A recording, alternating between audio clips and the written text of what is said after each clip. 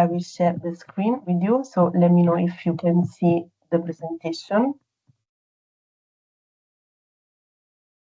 Yes, I can. Okay, so thank you everyone for joining. This is the first series and the last webinar of the first series. So Smart Manufacturing Sustainability Lab, a collaborative ecosystem for European industrial transformation. So as I said before, this is the third webinar. The title of this webinar will be The Search for Sustainability within the New Collaborative Ecosystem, so people, processes, technologies for a responsible future. So why we do this series of webinars? Because the series helps us to share and compare ideas, to understand what are the possible solutions that the project are involved are adopting. So it's very important to mix digital tools, human-centric thinking, and teamwork. So as I said before, this is our last session for now. Those are all the projects involved: Rare Square, Rev Group, Flex4S, Accurate, Agile, and Credit. So thank you again to everyone to joining this call and this webinar series. So what we will see today, first of all, the sustainability principle into all these projects. So how the idea of sustainability integrated into the solution implemented in the project. And then at the end, we will have a discussion moment. So the first project that we'll present today will be Flex4S. The idea is to present the project, so the presentation, and then answer one or two questions also to the next project, and then ask we will also have a series of questions if you don't have idea or you don't have some questions to do to the other project, and then ask a third question to a new project. That will begin the next presentation. Also, we will have some kind of a question that it's the discussion moment. So as I said before, if you don't have some question to do to the next project, or you want a point of discussion, I will show to you some questions that you can do. So SICSIS in Rare project, who is SICSIS? Where we are now is an European Innovation Hub, which aims to enable a systematic transformation through digital, circular, and collaborative innovation. We support and connect SMEs, organizations, research centers across Europe, providing them with the methods, tools, technologies, and to make more strength their innovation capacity. So we can start. And as I said before, the first project that can present will be Flex4S. So if it's okay and you have no question, I will leave the floor to them.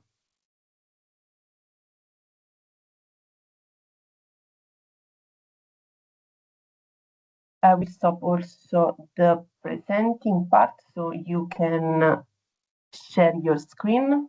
Yes. Thank you. Thank you. Thank you, Simona. Let me quickly share my presentation. And thank you for putting me at the first point. We have a little meeting conflict, and therefore I jumped in quite spontaneously. But thank you for having us in the call today. And as Simona already said, I'm Katharina, I'm from EIT Manufacturing, and today I represent the project Flex4S. And to be honest, I don't know who of you already joined the previous calls, but just as a quick recap, what is Flex4S? So the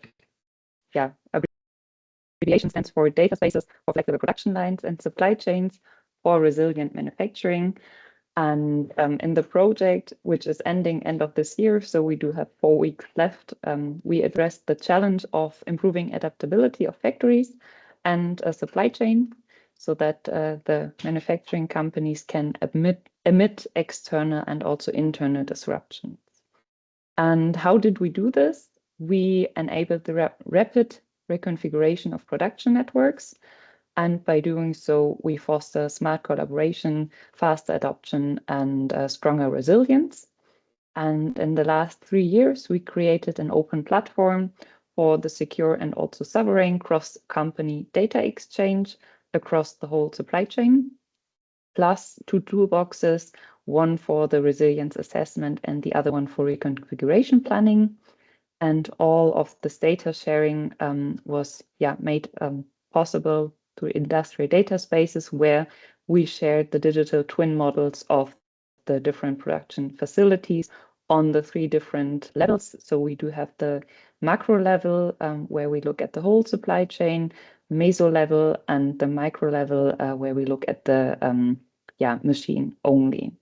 And all of this was made possible with the newest technology for the optimal integration. So one part is based on the Gaia-X, one on International Data Space Reference Architecture Model, and the Asset Administration Shell.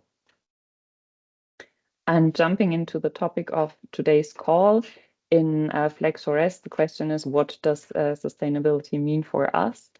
And for us, it's first that we want to, how we do this, we want to do this by, improving the resilience.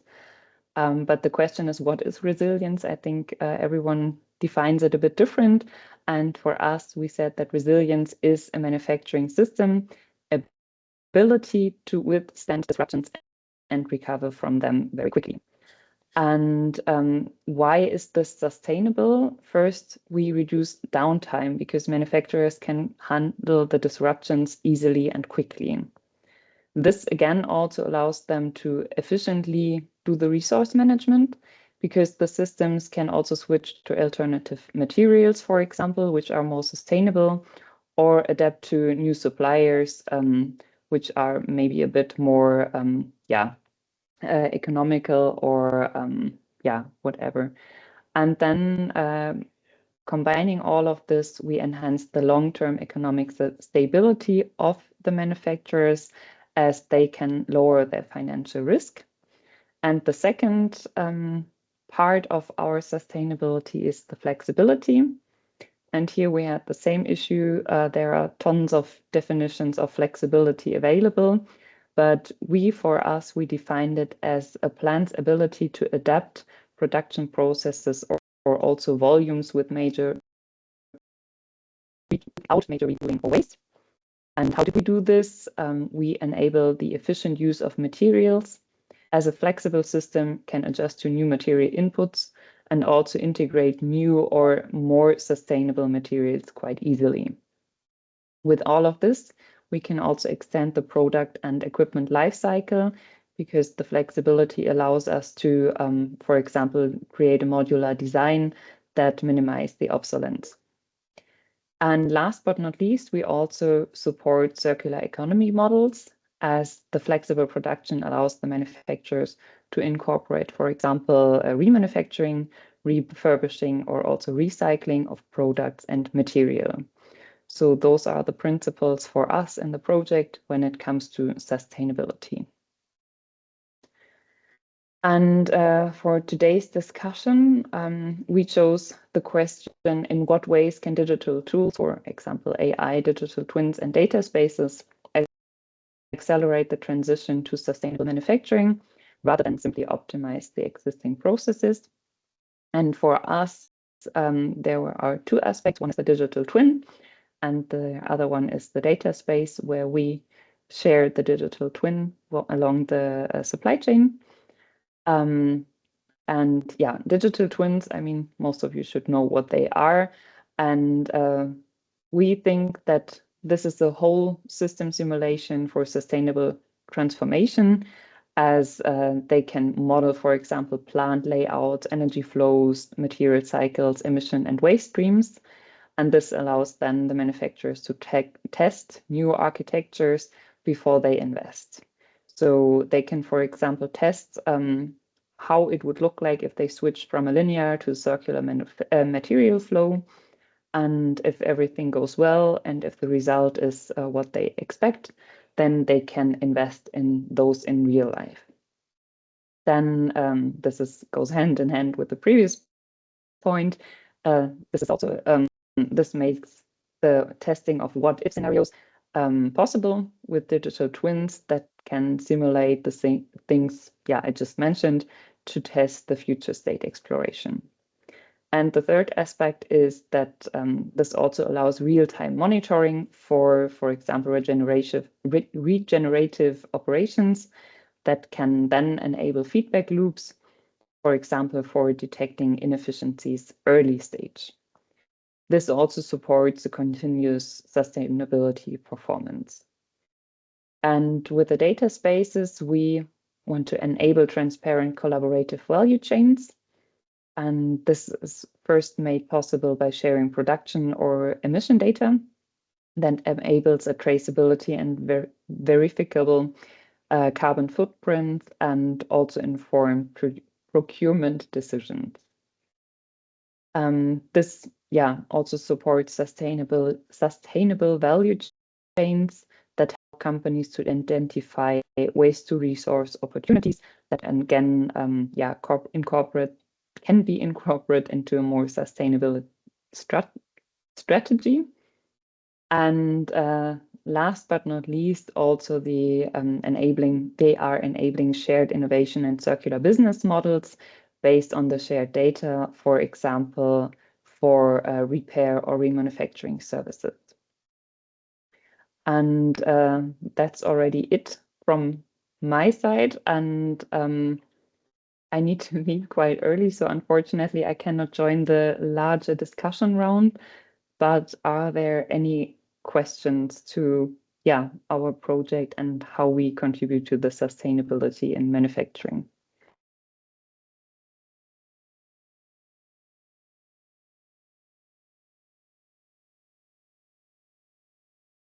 Thank you, Katrina. I will leave if some project has some question about the presentation.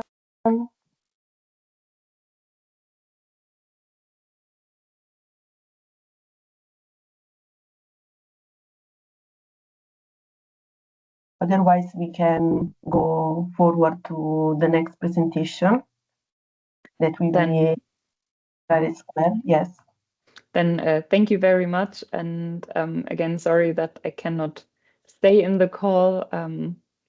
But good luck with the rest of the webinar. And in case if there's something popping up, you do have my contact details. Thank you. Thank you so much for joining and for the presentation. Thank you. Bye. So, okay, now we will start with Rare Square project. I will try to share my screen. So I hope you can see the first slide. Fine, yes. Then I will start with a short overview of our project, 1 or 2 minutes, because me and my colleagues are already presenting in the first and second webinar of this series. So in our project, we are focusing on different aspects of optimization of manufacturing processes with focus on early detection algorithms, digital twins. So the similar questions that are considered also in the previous project in Flex4S that was presented in the first part of our webinar today. And so we also developed a lot of tools supporting the questions or the objectives, like decision tools, digital twins, upskilling tools, tools to support human decision making, and so on. And of course, all of these tools or tasks that was solved or are currently in the solving are also considering the sustainability aspects. So, and also here the co-creation with value chain is also a kind of securing of sustainability aspects. So from the formal side, I would say we are aligned totally with the general definition of sustainability in manufacturing. So we have 4 pillars to support sustainability in our project, like environmental, social, governance, economic aspects. So it means, yeah, in case of environmental pillar, we are focusing on the reduction of emissions. If we will consider, or if we consider social pillar of sustainability, it means we are trying to upskill the workers, yeah, to improve the qualification of personnel. So in case of governance aspects, we are dealing with ethics suggestions, or with the considering of ethics aspects, and data protection, data transparency are playing an important role in our project. So, and from the economic side or economic pillar, sure, if we try to optimize the manufacturing processes, we will also have impact in the considering of the sustainability in the economical relation. So, okay, sure, there are also some examples in our project, and the best way is probably to show the integration of the idea of sustainability in our project. So here you can see the 2 points, like green reconfiguration scenarios supported by different tools, like already mentioned early detection tool to detect the disruptions. And interesting point is that we are including some sustainability constraints like KPIs directly in our tools.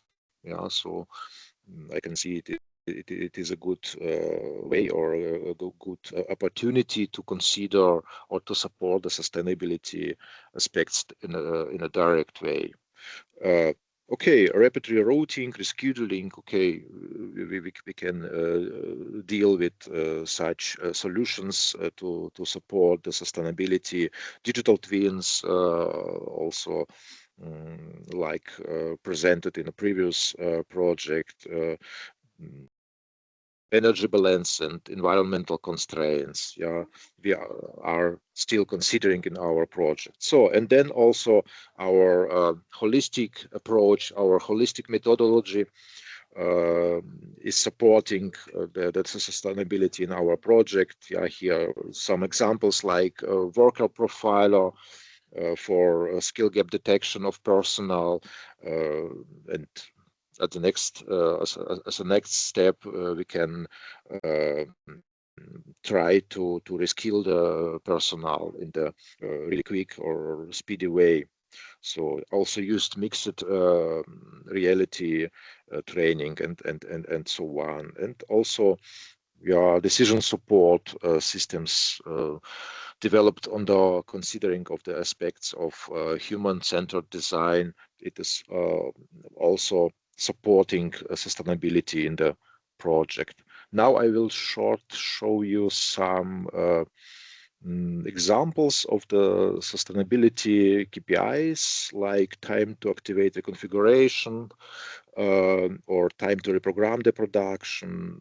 Then we also have a lot of KPIs, like energy consumption or energy use ratio, emissions ratio, and so on. And also another aspect, for example, number of external data sources connected, number of in case of reinforcement plastic production, a number of recyclates or materials tested and deployed. Yeah, we also have a very specific KPIs to support the sustainability. So if we will speak about the tools, so it was one of the questions, how the digital tools can support the aspects of sustainability. Sure, we have a lot of tools here. You can see a short overview of such tools. And yeah, I would say this sustainability is really in the main focus of our project. Yeah, it means it is one of the main questions to be answered at the end of our project. So you can see here a lot of already mentioned tools like early detection tool, digital twins, holistic digital platform. In our case, it is more a holistic methodology because of really big variance in concrete technical solutions or IT solutions in our project and so on. I would say it was a short presentation of the sustainability points in our project, and I can go to the final question. If I understand it in a proper way, I can ask the next the next partner from other projects. So the question is really simple. Yeah, how it could be secured that the sustainability of the processes or solutions and tools can be or will remain in users' focus. Yeah, so kind of sustainability. Do we need something additional to secure the sustainability or not? Yeah, probably as a short explanation of this idea, we all know in case of process modeling, yeah, in the technical area, we have to consider some data, and then from this data we can obtain some models, and then we can use these models as a core for digital twins, for example. And really important aspect is the data quality. Yeah, we are identifying the models from data, and the data should have some level of quality. And sure, usually the model developers are investing more time to improve the data quality, and the solution is the data quality management. Yeah, it's a process that could secure the quality for the whole life cycle of this model. And in the same way, I will ask, do we need a kind of sustainability management to secure the sustainability of the manufacturing processes or of tools and so on? So now I have to choose who can try to answer this question. One moment, please. Probably. Do we have someone from Accurate here? Then I would try to. Hello, okay. Yeah, it's me. Yeah. Milan. Okay. Hi. Hi, nice meeting you. Yeah. You can try to discuss with this question. Yeah. Do we need sustainability? Could you maybe repeat the question once again? I got the initial things, but okay. Maybe the last thing was okay. Kind of, yeah, missing. No problem. As we already seen, we have a lot of sustainability aspects in our projects, or we also can say that the sustainability is in the focus of is a main focus of probably all of the sister projects. And the idea is how we can secure that the sustainability of solutions and tools will still remain in users' focus after the solution is developed. Do we need something additional or not? Yeah, that's maybe a very interesting question. At least from my understanding, you are also touching on the quality of data and data aspect when you pitched in this one.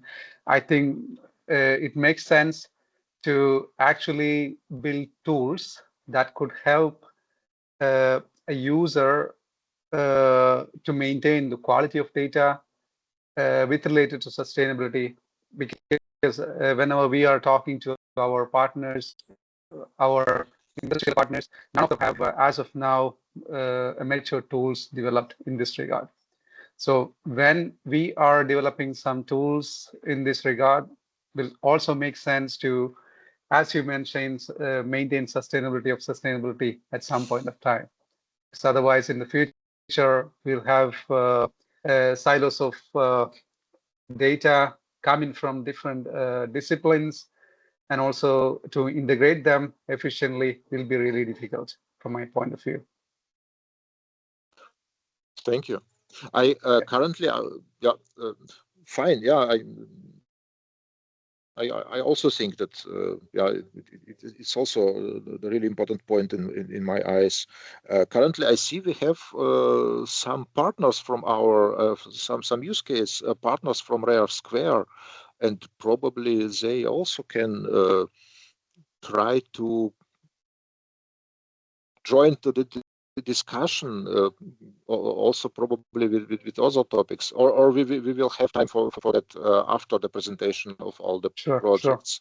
Sure. Simona, you can control the approach. We can have sometimes also after all the presentation, of course. Okay.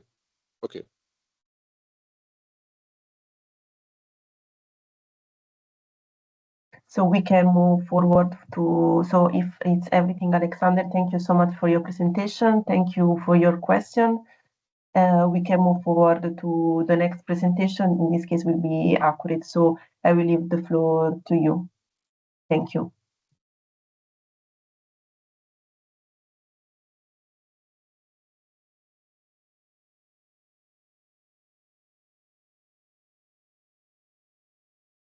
Are you seeing my screen already properly? Yes, not in presentation mode. Now, yes, we can see your screen. Okay. So, very good afternoon. My name is Milan. I'm in this webinar series for the first time. In the first two webinars, one of my colleagues from Thomas, from one of our partners, were presenting the other webinars. So here, since he is not available today, I'm taking over this responsibility. So let me start again, as similar to our previous presenters, a quick overview of Accurate. Accurate stands for Achieving Resilience Through Manufacturing as a Service, Digital Twins and Ecosystem. So simply saying the core idea is to withstand disruptions. For example, if there is a supply chain disruptions, with the technology of manufacturing as a service. So here, manufacturing as a service can be seen as some manufacturers are providing some services which can be purchased through some marketplaces by some consumers when they have, for example, some disruptions or some market demands that cannot be met with their existing facility. That's the core idea. And here in Accurate, we would like to achieve resilience by using the technology manufacturing as a service, at the same time elevating circularity and sustainability. So as mentioned by Rare Square project, so the circularity and sustainability are one of the key focus area of the project Accurate. And at the same time, we are also looking into things like swift adaptation and reacting to unforeseen events. So all this is contributing to the concept of resilience here. And how we see sustainability, I think it is more or less aligned with the previous presenters. So we see sustainability as a way to minimize negative consequences on the environment and also to promote social and economic well-being. But here, one of the important things what I should point is that we are also considering circular economy as a key topic within the project, because circular economy is a way of fostering sustainable manufacturing by reaching products and materials in the circulations and through principles such as reduce, reuse, recycle, refuse, rethink, and repair. In this, based on this foundation, we are developing a couple of aspects within the project Accurate. Even though, as mentioned, we see sustainability in the core pillars of environment, social, and economic. Here I'm focusing only on the environmental side of it. And from the environmental perspective, what we are trying to achieve is to develop a simulation-based framework for quantifying the circularity and sustainability performance of this manufacturing as a service-based systems, and then have provision to assess the impact of disruptions on this manufacturing as a service network, circularity and sustainability performance. And once again, to use, by using these things, support decision makers in identifying resilience-oriented indicators that can actually help them progress towards the set sustainability and circularity targets or goals. These are the things what we are considering within the scope of Accurate, I mean, from an environmental point of view. And let me show you some of the tools and methods developed. So here, I'm trying to answer the question, how the technologies are helping us here. At first, as a first point or first step, what we have done is by understanding the lack of indicators for properly or assessing circularity and resilience, we developed a tool, a screening tool that helps designers, engineers, and researchers to identify and select most suitable circularity and resilience indicators for the scope what they define. And these are developed using Excel and is available for consumption. Actually, by those who are interested, I can point to this tool. And then for the sustainability aspect, on top of the circularity and resiliency indicators, we use environmental life cycle assessment to derive the environment related indicators based on ISO 14040 standards. So here, what we are trying to do is develop simulation models that incorporate potential disruptions, consequent remedial actions, and their impact on sustainability indicators. Here, as of now, we are using, by understanding lack of primary data from our partners, we are mostly depending on secondary data for doing this. And similarly, for social sustainability aspect, we are using social life cycle analysis method. And again, depending on mainly on simulation-driven assessment, because simulation-driven assessment can add a lot of value because we can do this assessment before we go online or before we commission the system. And one of the main challenge in this regard was because these simulation tools can be seen also as digital twins in the future, because when we have them operationalized, we can, with the help of data, we can take them as digital twins. And here in this regard, one of the main challenge what we solved was a lot of tools are there, and our partners were developing their simulation models in different tools. Here, as a technology brick, we developed something what we call as Simulation Bridge, which enables someone to invoke simulation models that are deployed remotely. For example, a company, one of our partners, partners is the company Continental, or now known as Aumovio. They are developing their simulation models using Simul8, and they don't want to share these simulation models to the external parties because of intellectual property reasons. In this case, what we can do is like Continental can offer their simulation model as a service by hosting their model within their premise.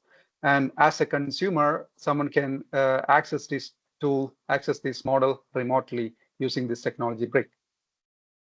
And we are using this for, as of now, for assessing different things like circularity, resilience, and sustainability. So this simulation model provides data for assessing different resilience, circularity, and sustainability related indicators.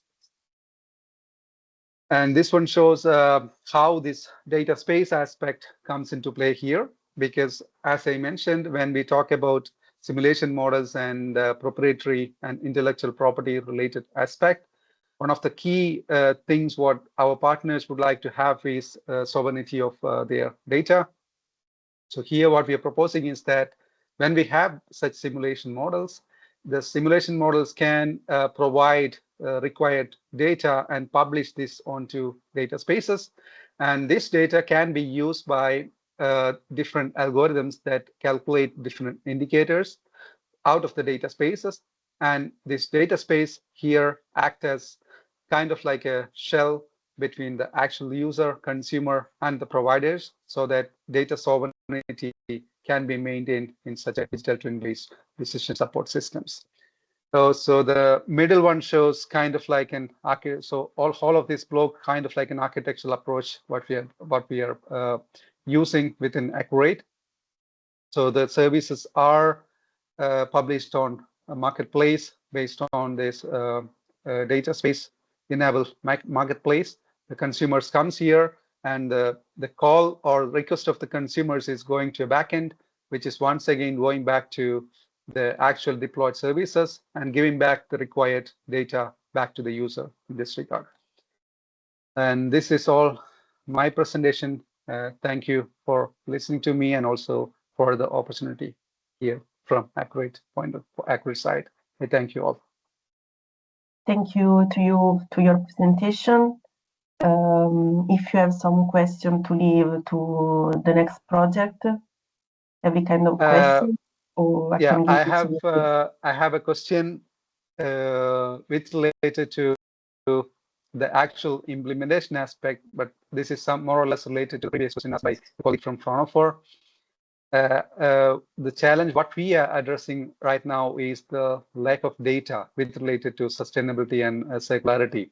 And if someone can answer how can we address this problem in an efficient manner, that could be interesting to me.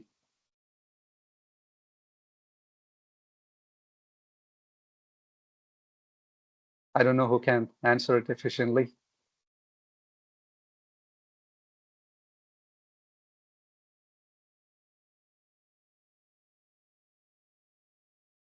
It's a very good question, but it is very difficult to answer. It is about the kind of the data that we want to gather. Yeah, because we have developed a lot of tools within Accurate, but when we want to implement it on an actual industrial shop floor, as of now, our partners do not have matured infrastructure that provides data. For example, the carbon emissions or energy data or whatever data required for circularity aspect, and also they don't have track of or monitoring of their materials and their suppliers and so on as of now. My idea, it's about the kind of data as I said before. If we want data from employees or from the workforce or in general for people, we have to organize focus groups, interview surveys, and so on, in order to receive demographic and other kind of data. If we want to find data about from the government, we have to reach them and have interview with the responsibles, the people that are working in the government. and try to collect data from interviews and so on, or from reports, EU reports and national reports. It needs an effort. I think we have those kind of data are more or less available. Like, for example, we have grid-related data related to energy. The main data, what we are missing at the moment is shop floor data and the data related to supplier. If we take this digital passport project and so on, those kind of things are not yet implemented in most of the company. And in this regard, many data with related to, for example, materials, what kind of, how much recycled materials are used, those kind of data are not there as of now. Hi, shall I contribute? I haven't done my presentation yet. I'm representing the Agile Hand project, but my background is AI. It's computer perception, and of course I have a massive requirement for data for training, for example. Yep. So as I'll present in my project my slides in a moment. I'll wait for it. One of the problems we have is training data. Okay, and the old way to do it is collect images, manually annotate them. So you're creating the training data for the AI itself, and of course you need a huge amount of data.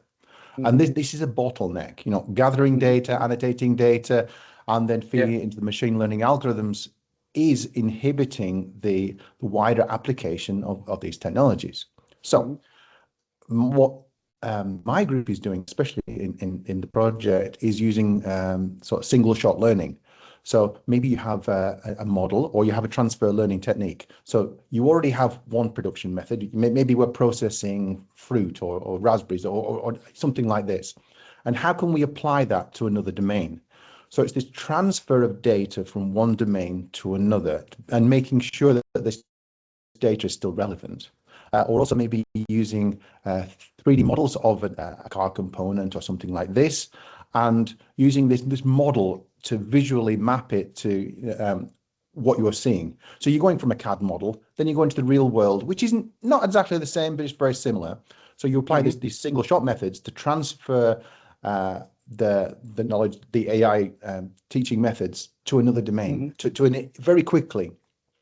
So one of the things we explore in our project is how can we take AI models from one domain, whether it's chicken, how can we apply that to fish? How can we apply that to fruit? How can we apply that to manufacturing shoes? It's this transfer of knowledge that I think is like the next step that which we're starting to explore now. But to stop this dependence on training data or the very difficult gathering of data for training. It's a really interesting insight. Maybe I'll be interesting to have a look at your presentation and later. Yeah. Well, I mean, of course, you can get in touch with you later about the other projects, because we're doing this transfer learning and this single shot learning in many projects. Okay. Because we're working on the perception and we have this massive demand and reliance on data, and if you haven't got it, then you're spending hours of effort annotating. Okay. Anyway. Thank you. I'll stop consuming time. If there are no other questions, maybe I'll stop sharing my slides. Thank you again for your presentation. Thank you, everyone, once again. So I will leave the floor to Agile Hand. I'm back on again. Okay, right. Hold on. Let's share my slides then. Thank you, Paul. Here we go.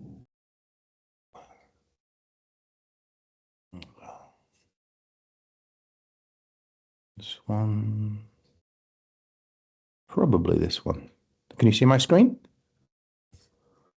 Yes, we can see your screen. You can see my screen. Okay. Yes, it's changed. Yes. Yes. Okay. Perfect. Okay. So I won't consume much time. However, okay, I'll have a quick overview of the Agile Hand project. So I'm like the technical coordinator, but I'm also the the perception guy, using computer vision, using AI models, using machine learning to achieve the sustainability of redeployment of the AI technologies in different domains. So the main focuses of the Agile HAM project are to try and, let's say, automate the handling of soft things, whether they're raspberries, whether they're pieces of chicken, whether they're fish, for example, which are very difficult traditionally for robots to move, and also for AI to understand whether it's good quality or not. Because, of course, it's not the same piece every single time. Every single raspberry is different. Every single orange is different, for example. But they have general qualities which say, okay, this is grade 5, this is grade 4, this is grade 1. We as humans know instinctively through training what a good raspberry looks like, and we can grade it. But how can you tell that the AI and then how can you take out bad raspberries from a punnet and replace them with good raspberries? Because every time you touch a raspberry, it damages it. So you have to minimize this. So the challenge was how can we grade with a very similar tool? So we create like a suite, a sensing suite that we can plug and play any different type of camera, whether it's infrared, whether it's ultraviolet, whether it's multispectral, whether it's RGB, whether it's depth camera. How can we change the sensor and then have it plug into this AI sensing network that tells us what the grade is of the product, whether it's again, whether it's meat or whether it's fish, whether it's fruit. So we have these technologies, just take them and then adapt them to a very new scenario really quickly without the massive retraining. So picking up different things of different scales, of different types of softness or deformability or delicacy, of course, you need different manipulators. So one of the challenges is, can the sensing see the object and then decide, okay, I need this new manipulator 3D print one for me, for example, rather than an engineer saying, okay, I see this raspberry, it's probably this might be the best thing to pick it up. Have a more sustainable process where the AI itself can decide how to 3D print a new way of handling this. How can it decide simply by a few examples, an expert saying, okay, this is a punnet of grade 4 raspberries, this is a punnet of grade 1 raspberries, therefore decide yourself how to grade these raspberries that are coming through at, I don't know, 50 punnets per minute. What are the good raspberries, what are the bad raspberries? So it's this adaptability, this changing from one thing to another, very data driven, for example. How can we optimize this for the real time? And of course, if you see the product changing minute by minute or over time, maybe you have a new batch of things coming in, how could you reconfigure the sensing to maybe the raspberries are bigger now, maybe they've got different properties, but they still have different grades. So how can you adapt very quickly without somebody having to press a key saying, okay, this is good, this is bad? So I'll go to my next slide, so I'm going to consume all the time.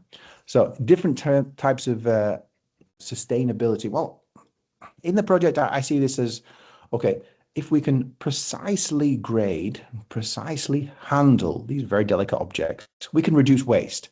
So this is already a good thing. We can, of course, we don't have to go through several cycles of inspection and people manually looking at them, so we can reduce energy, we can reduce time. And these, if we can develop the tools themselves that self-improve, then of course it's the machine itself is becoming more efficient over time.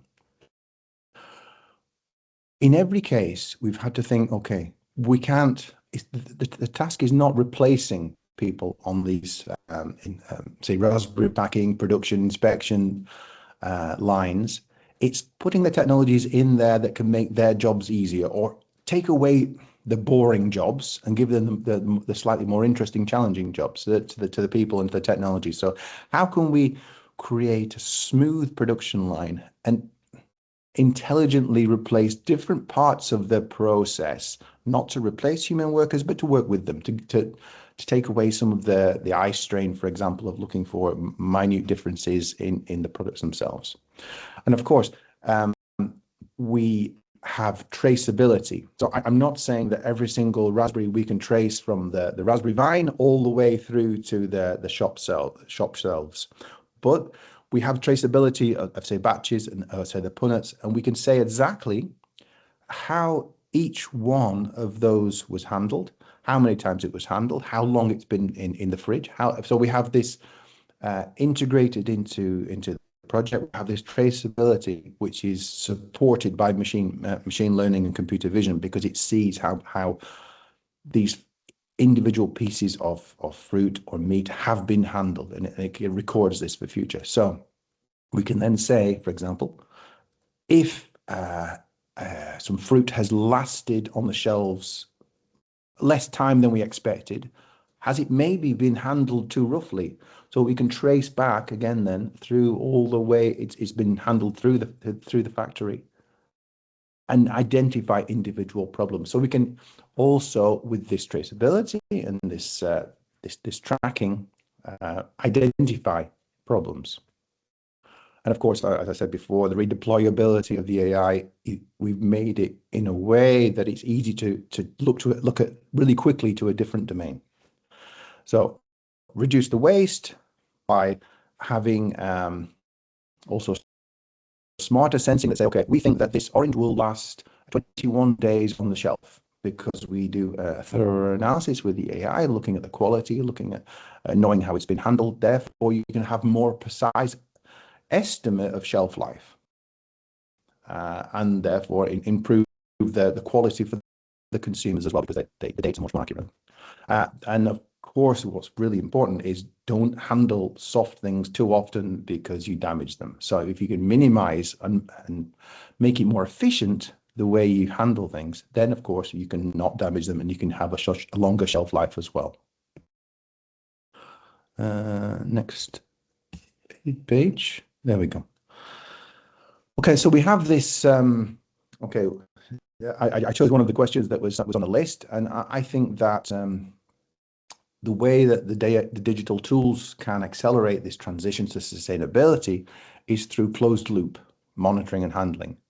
As I've been explaining here, for example, with the raspberries, if you can understand how things are being handled, understand the quality, you can then feed it back to the way that things are handled later on in the day or later on in the month, and improve the quality through this feedback loop. But also you can think of it as feed forward as well, by predicting the longevity, the quality, how long a product will last. You can also make the product better as well. So you can improve the process, and you can also make the customer happy by giving a much more accurate and much better quality product at the end.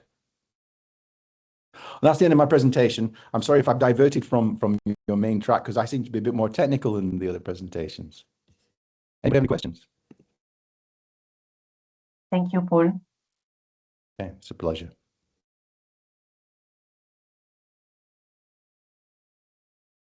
Okay, we have a question, please, Paul.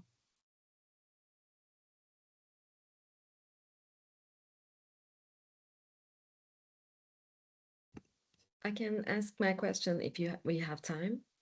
Yes, of course. Okay. Thank you. Thank you for the presentation, by the way, Paul.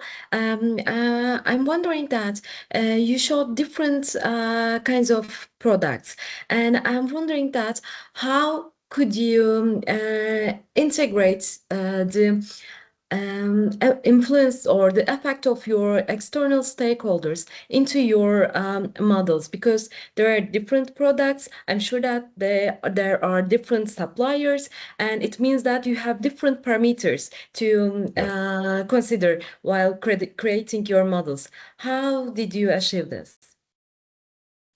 Well, this is quite interesting, because we don't have to ask, for example, what would you call a good raspberry or a good fruit, piece of fruit, or a good chair, for example, that's been sprayed.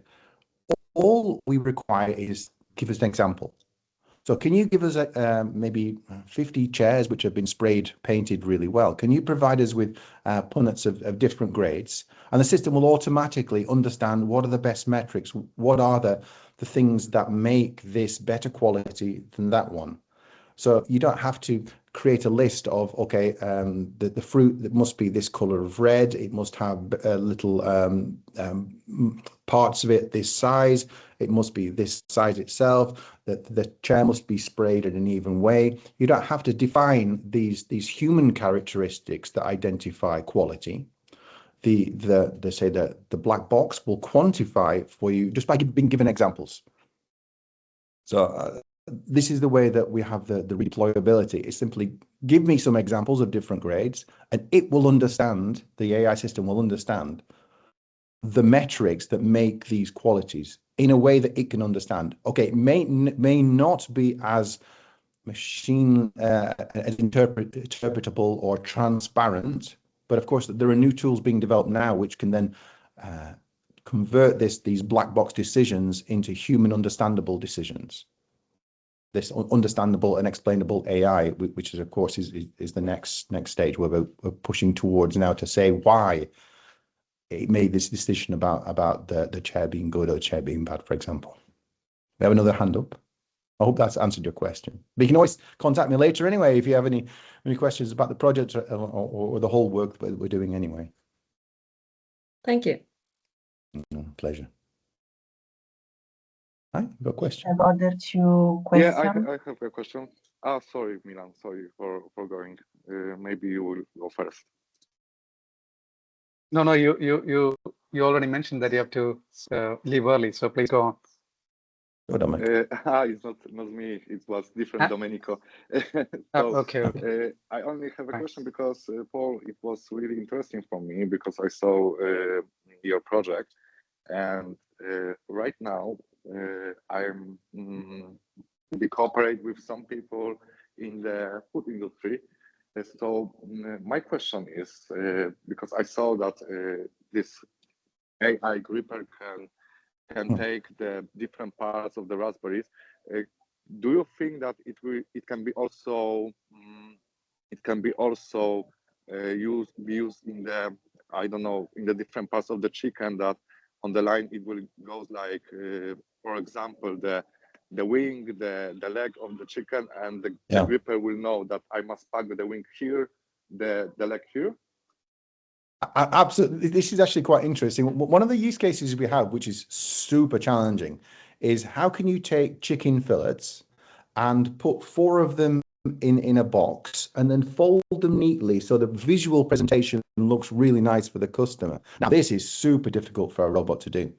So what we explored is having the robotic and the AI perception system work together, and it have a go. How can it try and manipulate these things like this and see what the visual effect is, and then of course you have a human saying, okay, this is acceptable, this looks ugly, this is not very good. So you have this iterative loop of this closed perception loop of looking at the object and the robot manipulating it. And of course, what we did as well was to change the types of manipulators for the chicken as well, because what we found is when we started, we thought, okay, let's use something off the shelf. The suction cups were actually physically damaging the chicken as it was manipulating it. So you could see, maybe 10 minutes afterwards, there were small circles where the vacuum had maybe pulled at the chicken material itself and made a red mark. And of course, this makes it unacceptable. So the manipulation is then damaging the product itself. So we then integrated the observations into the system. So we would decrease the pressure, for example, in the vacuum. The system recommended maybe having larger suction cups because it wasn't able to pick up the chicken, for example. Yeah. So yes, so if you can integrate the perception with the manipulation, you can have advice coming from the system itself to help evolve the way it's picked up in the future. So this closed feedback loop is super important. Otherwise, you just get an engineer saying, okay, I think it needs a bigger suction cup. I think we need to manipulate it in this way. And as humans, okay, we've got some experience, but we can't run thousands of experiments, whereas the a closed feedback loop of sensing and manipulation can. Yes, because right now, from my experience, we're working with so many factories, and the pickup from the robot that, for example, in one box we have 7 types of the products inside. It's really hard to do this without the robot, because you must every time, I don't know, program the robot that if I take from this box, for example, the tissues and put 5 tissues in the bigger box or on the pallet, and also the palletizing of the products, because sometimes the production line do not have the standardized boxes. That's why it's quite interesting for me. It's really interesting for me to contact with you maybe in this regard also. Please. Yeah. So I will write your email about it, and we can talk it out. It's really interesting. Absolute pleasure. Yeah. So perfect. It's only a question for me. Yeah. We can tell you, of course, about our experiences and what worked, what didn't work, what our current research is, and of course what the future has in hold as well. As you know, things are evolving really quickly in the world of perception and AI and manipulation and robots. So things change every year. So yeah, absolutely. Let's have a chat. We can think about future opportunities as well. Yeah. Perfect. You can have opportunities to check many factories with their experience. So we will have the data for your also application or the AI deviation also from the point. Okay, thank you very much. You want to have a quick question, or have we consumed all the time? I'm not going to ask a question. Maybe you could share some of your recent work or papers. I can have a look at it, because from an application point of view, it was really interesting. I definitely would like to read some of your recent works, if you can. Paste on the message. Yeah. Please send me an email, or somebody send me an email, because I'm super busy at this time. So if you can just give me a reminder, I can then send all you the links. No problem. Thank you very much. Sure. Thank you. If there are no other questions, thank you so much, Paul. It was a very interesting interaction, and we can move forward. And I will leave the floor to next one. It's Regroup. Hello, everyone. Hello. Just a moment to share my screen. Can you all see my screen? Yes, we can see it. So, hello, I'm Anna Maria Corchiati. I'm Business Development Innovation Manager at the AD Manufacturing Southeast. And today I want to take you through how R3 Group project is contributing to sustainability in European manufacturing. Not as an end goal, but as an building capacity for future industrial systems. R3 Group is an Horizon Europe project focused on sustainable manufacturing, where production systems can adapt, evolve, and respond in real time. We are moving away from traditional manufacturing toward the collaborative, intelligent, and learning ecosystems. At the heart of the R3 Group project is a simple idea. Sustainability emerges when people collaborate, process adapt, and technologies learn. Sustainability starts with human collaboration. R3 Group enables a virtual co-creation platform where customers, designers, manufacturers, and suppliers share real-time insights.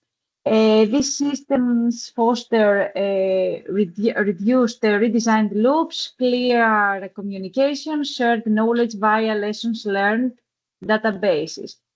What is the result here? Less rework, less waste, and faster to time market.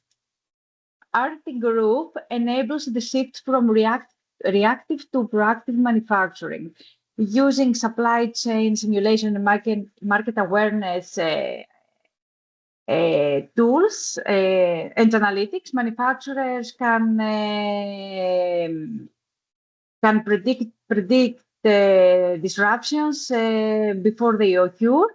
If they are regulatory, resource-based, or demand-driven. This transforms production processes into adaptive systems that optimize resource efficiency, cost, lead time, environmental footprint, In other words, we are building factories that can predict the future and act accordingly. Now, let's look at the enabling technologies. The first is supply chain digital twin that provide real-time visibility, simulation, forecasting, carbon and cost modeling. The second is the market demand data analytics layer that performs regulatory monitoring, weak signal detection, trend forecasting, and disruption alert. And last but not least, we have the co-creation AI platforms where we use LLMs, vision, machine learning to facilitate the reconfiguration in early product design. These are not isolated tools, but they are interconnected components in a shared ecosystem. That is the real technological power of Arctic Group, integrated intelligence rather than isolated optimization. So let's take a look of our industrial pilots. We have the first pilot with a plastic industry, a plastic manufacturing company. Here, what was the outcome here is an optimized facility placement and material procurement. And this resulted in reduced transport emission and greener sourcing decision. The second pilot was with a fashion manufacturing company. Here, we developed digital prototyping that eliminated the need for physical samples, reducing textile waste and speeding up the development.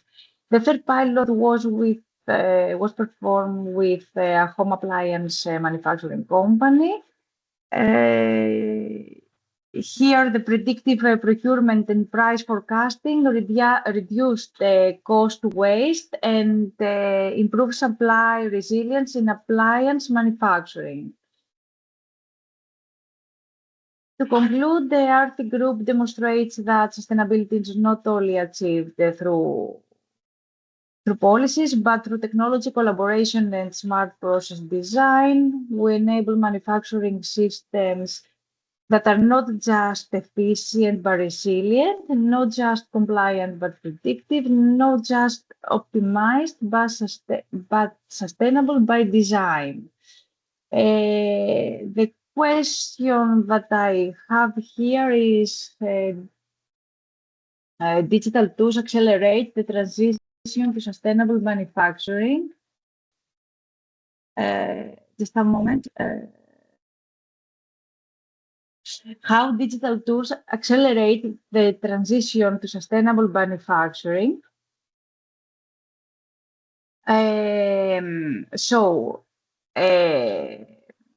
These tools support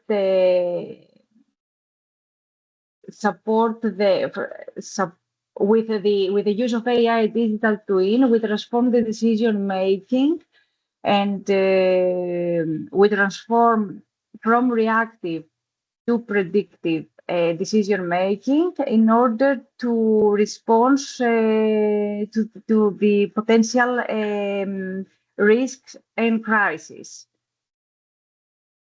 We transform our system from isolated to integrated ecosystem. We transform from physical trial and error to virtual experimentation. That's all from my side. I have one question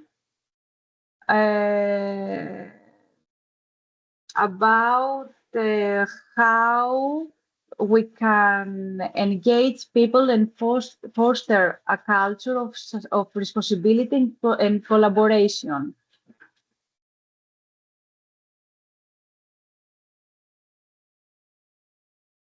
Thank you. Thank you.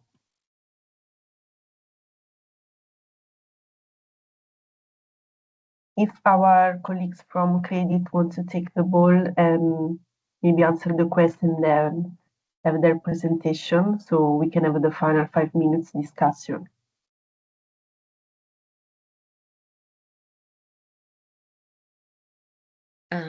Should I answer the question now or later? Now it's okay that we can.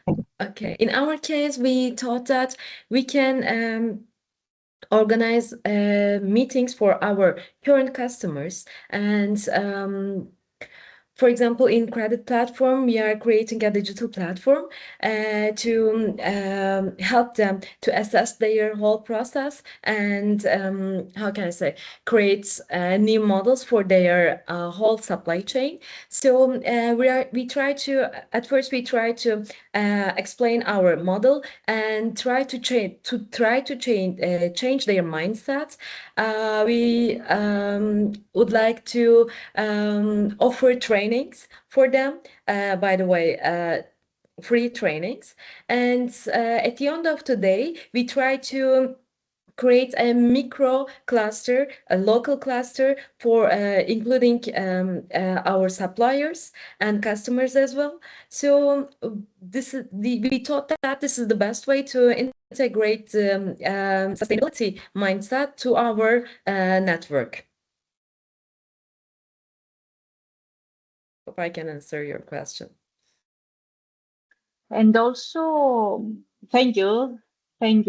And also, what we can do is to organize hands-on trainings in the production in order to showcase in a real time how the new technologies, new processes, the reconfiguration systems can improve our work and can improve sustainability in terms of people, environment, and so on, cost, energy.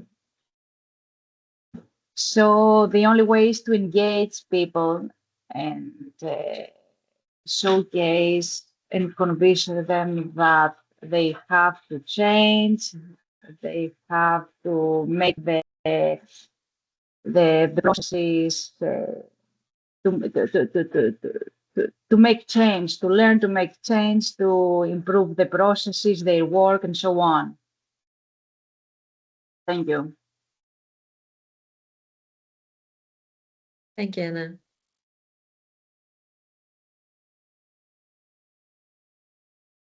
Thank you, Anna, for your presentation. So we can move forward to our last project, that is Credit. Thank you. Let me share my screen quickly.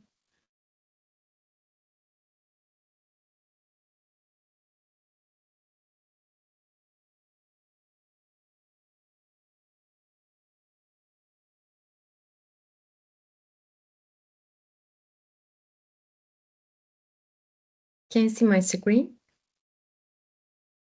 Yes.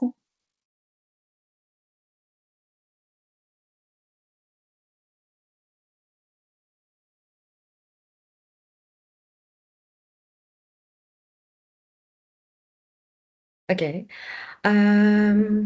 Thank you for this option, by the way. My name is Ceren Kutlukaya. I'm working in Profin Technology, which is located in Turkey. And I try to explain the sustainability aspect in Credit project.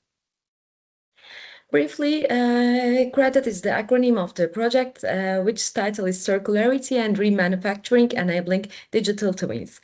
This project was started last year and it has 4 years duration. The project directly addresses the challenges impeding the widespread adoption of remanufacturing through an innovative and human-centric methodology. And the consortium's objective is to significantly advance circularity and recycling initiatives, thereby cultivating a manufacturing industry that is demonstrably more efficient, sustainable, and socially responsible. A little bit technically, I can explain that how we try to achieve this. We will create multi-layered digital twins, distributed ICP platforms, and different remanufacturing applications. To use this platform efficiently, we are gathering data from linear value chains, and we make asset digitalization. And by using this platform, we try to contribute to circular economy, and we want to test the platform by via our use cases. We have 5 different use cases in 4 different areas.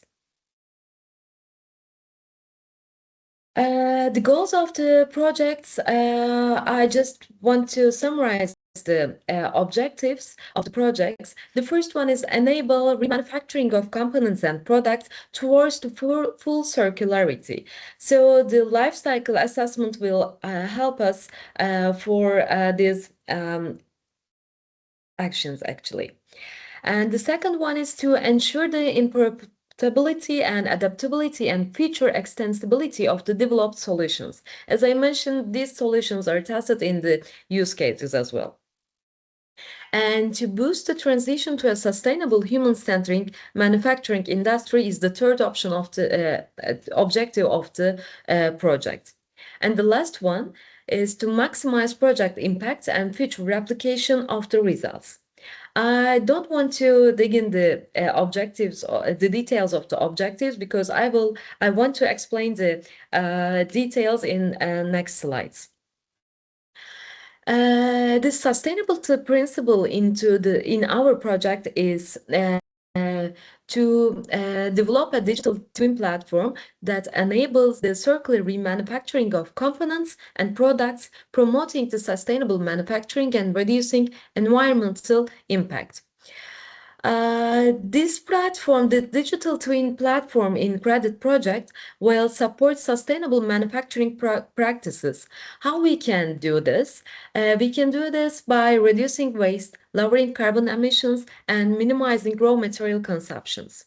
And through promoting sustainable remanufacturing processes and synergizing with complementary efforts, at the end of the day, we aim that Europe can significantly strengthen its position in circular economy initiatives, and it can lead to accelerated economic growth, job creation, and the establishment of a more competitive, resilient, and environmentally conscious industry on the global stage, and Europe as well. How we can integrate the sustainability aspect into our project? The first one is to integrate the decision support tools, which will help our remanufacturers assess their environmental impact and resource utilization of various scenarios. This ensures that remanufacturing choices are made in the most sustainable and economical manner, prioritizing resource efficiency. And by promoting the remanufacturing of these components or the end products, the project directly contributes to the reduction of waste, lower raw material consumptions, and decrease the energy usage in industry. It means that it will decrease the carbon footprint as well. And this focus ensures components retain their value and functionality for longer than expected, and extending product life cycles and significantly reducing the needs for new production. So it means that it's a little bit, how can I say, a change of the mindset as well. And regarding the question before the presentation, we try to enhance skills and education in remanufacturing helps ensure the long-term success and sustainability of the sector by creating a skilled workforce capable of upholding high standards for resource-efficient processes. And interacting with the influencing with and influencing end users to make sustainable buying decisions and encouraging them towards sustainable consumptions. And we know that the most effective parameter during this decision process is the price of the product. So we will try to do our best to optimize the prices as well.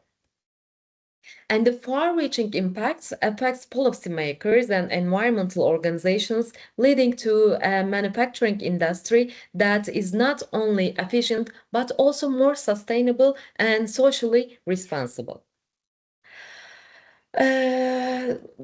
For discussion, we selected the usage of digital tools to accelerate the transition to sustainable manufacturing in our project. We can say that within credit, innovative production and manufacturing processes and their digitalization will be possible. For example, we think that advanced materials can be designed sustainably from the outset. And the second one is incorporating digital support tools that help manufacturing assess their potential cost, product status, and market opportunities, reverse logistic, parts reusability, refurbishment or recycling, and environmental impact of various manufacturing scenarios. These tools facilitate informed decision-making, ensuring that components are remanufactured in the most sustainable and economic way, we can say. And these are the functional layers of our decision support tools, but I don't want to give details, not to lose time. And when we consider the digital twins for remanufacturing, we can talk about our KPIs briefly. For example, currently 15% of use cases applicable assessed are twins and optimized to increase to 50% within 5 years after the project completion. And in this way, the amount of waste will decrease by 50% and the resource consumption will decrease by 10%, contributing to a more sustainable industry. And additionally, Credit's innovative digital twin platform and integrated services directly contributes to European transition towards a digitally-led, circular, climate-neutral, and sustainable economy, we can say. And thank you for your patience. Thank you to you for your presentation. So, as said before, I believe we have. If you have any questions, I try to my best to answer.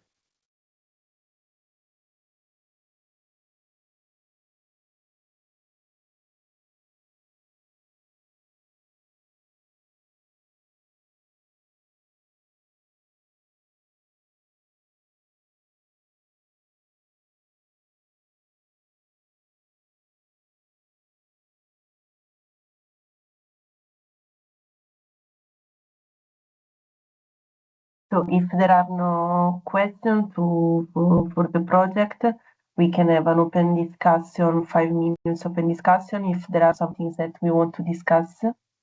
Also, Alexander, if there is something else that you want to discuss, as I said before, or we can leave. Just let me know if there are some open points that you want to discuss more.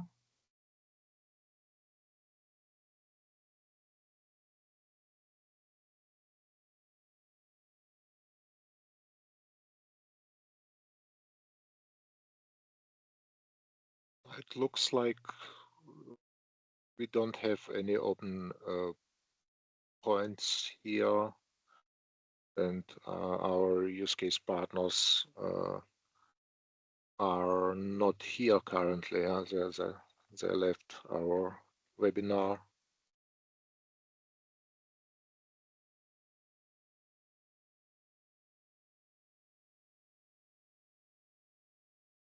Okay, so we can close. So I want to thank you for your participation across this webinar series. We hope that the insight that we shared, we will support you in your work, and we really appreciate your presence and your commitment, and your feedback were very useful for our today's session and past session. So thank you again for everyone, and for this, all the recordings of these 3 webinar series will be available soon on our i4Manufacturing YouTube channel, so you can see all these 3 recording of the webinar series. So thank you so much for everyone. Thank you for joining. Thank you. Thank you very much. Thank you. Have a Thank lovely day, you. everybody. Have a Thank you nice very much. day. Bye-bye.